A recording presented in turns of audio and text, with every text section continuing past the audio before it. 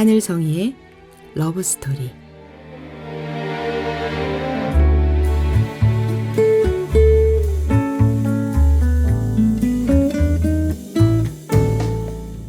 안녕하세요. 말씀과 찬양으로 사랑을 이야기하는 시간, 하늘성이의 러브스토리입니다. 저는 찬양하는 사람 하늘성입니다. 이 묵상은 복음충신교회 조용호 목사님의 매일 성경 말씀 묵상을 바탕으로 저의 묵상을 함께 나누고 있습니다.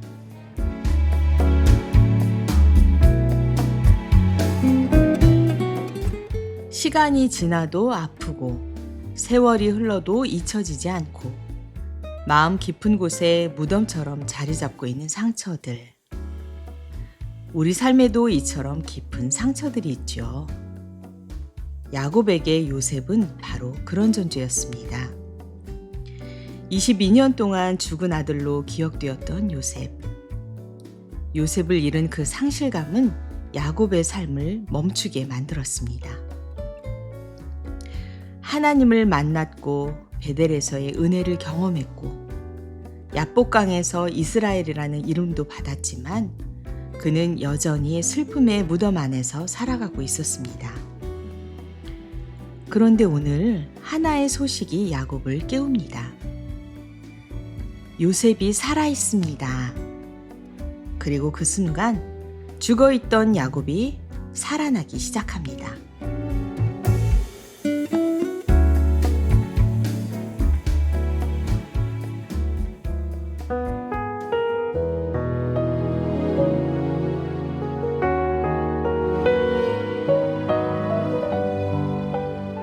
오늘은 창세기 45장 16절에서 28절 말씀. 야곱이 복음으로 되살아나 이스라엘이 되다.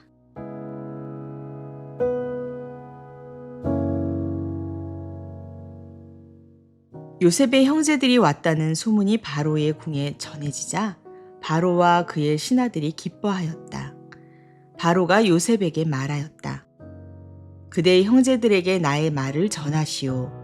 짐승들의 등에 짐을 싣고 가나안 땅으로 돌아가서 그대의 부친과 가족을 내가 있는 곳으로 모시고 오게 하시오.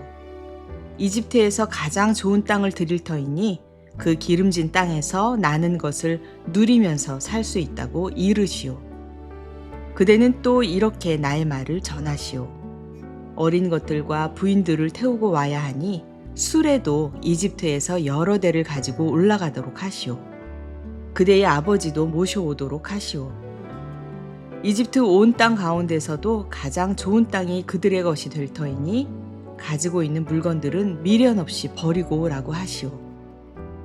이스라엘의 아들들은 바로가 하라는 대로 하였다. 요셉은 바로가 명령한 대로 그들에게 수레를 여러 대 내주고 여행길에 먹을 것도 마련하여 주었다. 또 그들에게 새 옷을 한 벌씩 주고 베냐민에게는 특히 은돈 300세겔과 옷 5벌을 주었다.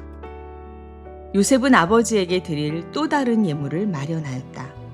이집트에서 나는 귀한 물건을 순화기 10마리에 나누어 싣고 아버지가 이집트로 오는 길에 필요한 곡식과 빵과 다른 먹거리는 암나귀 10마리에 나누어 실었다. 요셉은 자기 형제들을 돌려보냈다.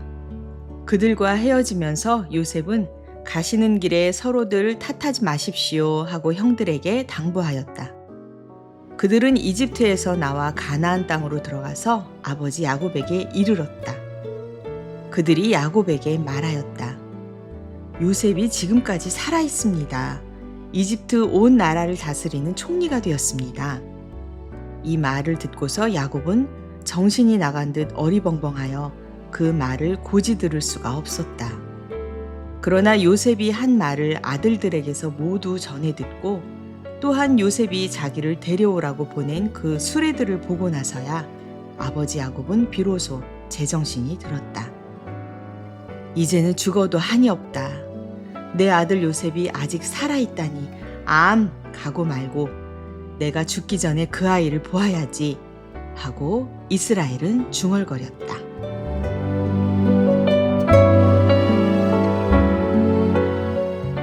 오늘 본문은 참 놀랍습니다. 형들이 야곱에게 달려와 말합니다. 아버지, 요셉이 살아 있습니다. 그런데 야곱은 그 말을 믿지 못합니다. 성경은 이렇게 기록합니다. 정신이 나간 듯 어리벙벙하여 그 말을 고지 들을 수가 없었다. 너무 놀란 소식은 오히려 믿겨지지 않게 되죠. 22년 동안이나 죽었다고 생각했던 아들이었습니다. 너무 오랫동안 슬픔과 절망에 익숙해져 있었기 때문에 그는 믿지 못합니다. 그런데 형들이 계속 이야기합니다. 요셉이 형들에게 한 말을 야곱에게 전합니다. 그리고 애굽에서 보낸 수레들을 보여줍니다. 그때 비로소 야곱의 마음이 살아납니다.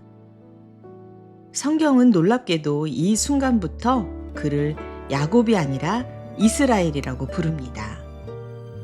이스라엘은 중얼거렸다. 왜 그럴까요? 복음이 그를 살려냈기 때문입니다.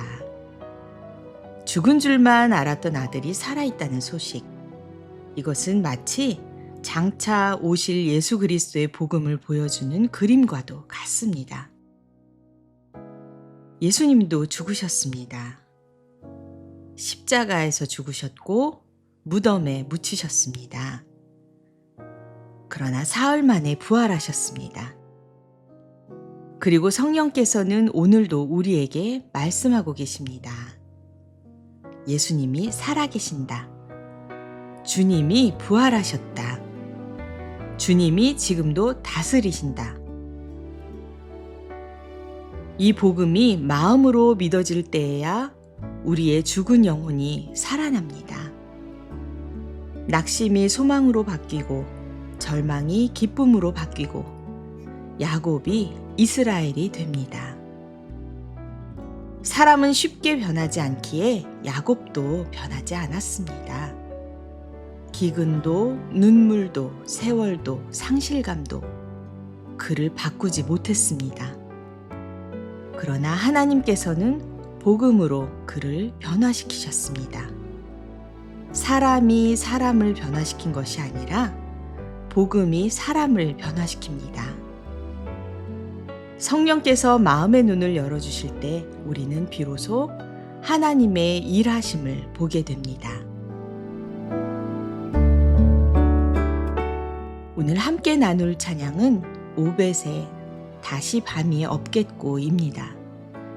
야곱의 삶에는 너무 오랫동안 밤이 있었는데 하나님께서는 마침내 그 밤을 끝내셨습니다.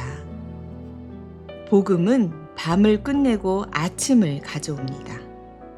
절망을 끝내고 소망을 가져오고 눈물을 끝내고 기쁨을 가져옵니다. 오벳의 다시 밤이 없겠고.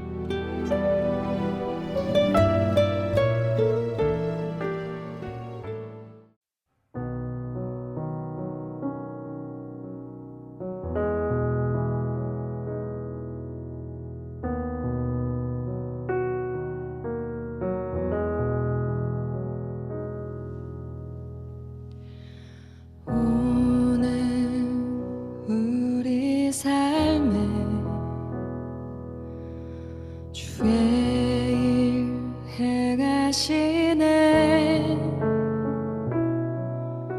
실수가 없으신 완벽한 일하심으로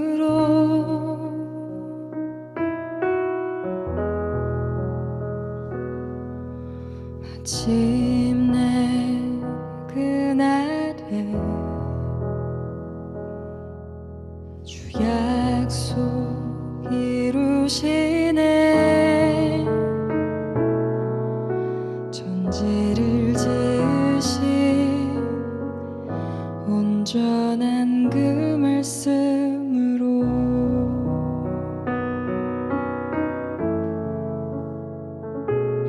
다시 밤이 없겠고 빛도 쓸데없으리 하나님이 우리의 영원한 빛도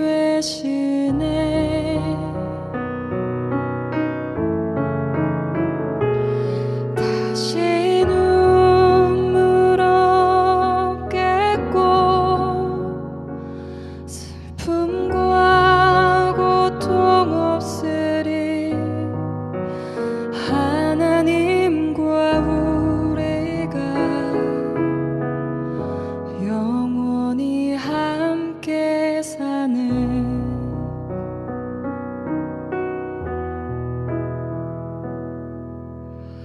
오늘 우리 삶에 주의 행하시네 실수가 없으신 완벽한 일하심으로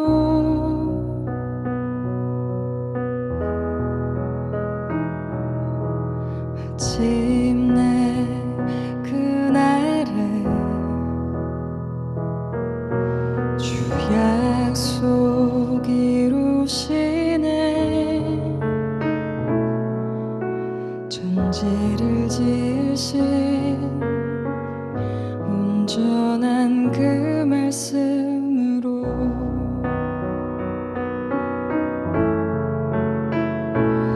다시 밤이 없겠고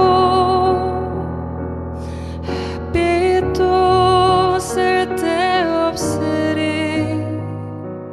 하나님이 우리의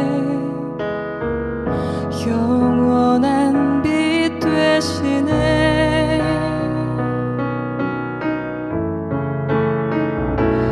다시 눈물 없겠고 슬픔과 고통 없으리 하나님과 우리가 영원히 함께 사네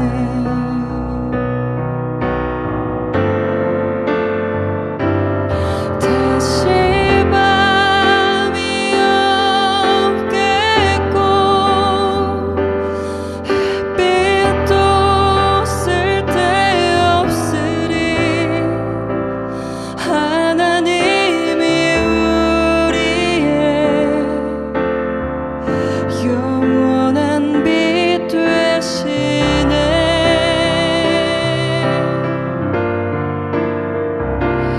다시 눈물 없겠고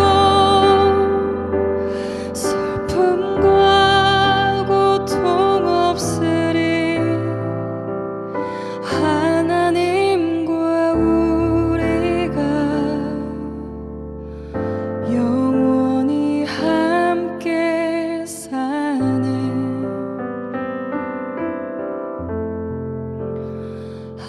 하나님과 우리가 영원히 함께 사네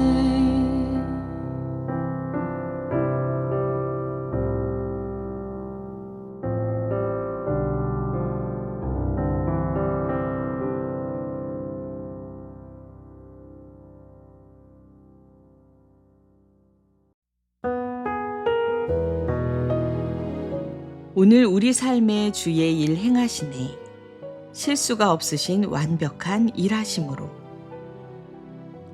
정말 그렇습니다. 야곱은 요셉이 살아있다는 것을 몰랐습니다. 그리고 하나님이 일하고 계신 것도 몰랐습니다.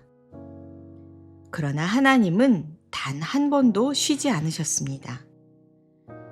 요셉이 구덩이에 있을 때, 노예로 팔려갔을 때, 감옥에 갇혀 있을 때, 총리가 되었을 때도 하나님은 계속 일하고 계셨습니다. 야곱이 원망하고 있을 때, 슬픔 속에 머물러 있을 때도 하나님은 구원의 역사를 진행하고 계셨습니다. 우리의 삶도 그렇습니다. 하나님은 우리가 보이지 않는 곳에서도 들리지 않는 곳에서도 우리의 삶을 가장 선하게 인도하고 계십니다. 그리고 어느 날 우리도 야곱처럼 말하게 될 것입니다. 이제는 족하다. 주님이 살아계신다. 하나님이 지금까지 일하셨다라고요. 사랑하는 여러분, 오늘 말씀 속에서 우리는 복음의 능력을 보게 됩니다. 죽은 줄만 알았던 아들이 살아있다는 소식이 야곱을 이스라엘로 일으켜 세웠습니다. 마찬가지로 죽으셨다가 다시 살아나신 예수 그리스도의 복음이 우리를 새롭게 하십니다. 절망 가운데 있는 자를 일으키시고 상처 가운데 있는 자를 회복시키시며 무덤 같은 삶 속에서도 새 생명을 주십니다.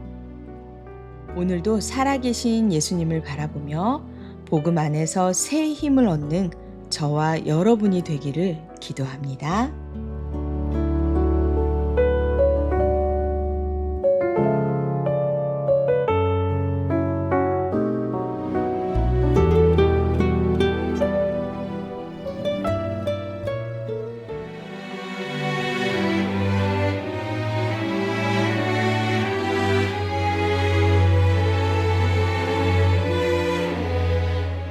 지금까지 하늘성이의 러브스토리, 저는 하늘성이었습니다. 다음 시간에 또 뵐게요. 여러분 모두 평안하세요.